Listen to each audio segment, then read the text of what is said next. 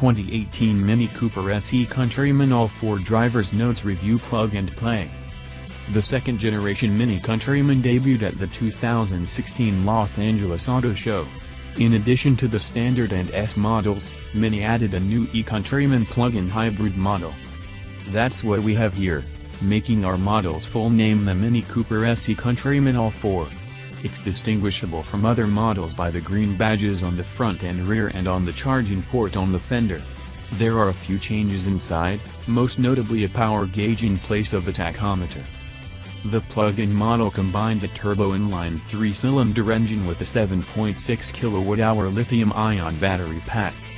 The gas engine motivates the front wheels while 2 electric motors power the rear. 3 drive modes, Maxi Drive, Auto E-Drive and Save, adjust the amount of battery pack usage, with Max using all battery and Save mode using the starter generator to keep the battery charge above 90%. The biggest Mini, for what that's worth, is still far smaller than nearly every other crossover in its class. It's 3 inches shorter than a Mercedes-Benz GLA class and 4 inches shy of an Audi Q3. As compact as it is, there's still a good bit of usable cargo space thanks to the wide-hatching flat folding seats. Our tester rang up for exactly $40,000 and includes features like 18-inch wheels, keyless entry and ignition, Cooper-S heated sport seats, a heads-up display and LED lighting.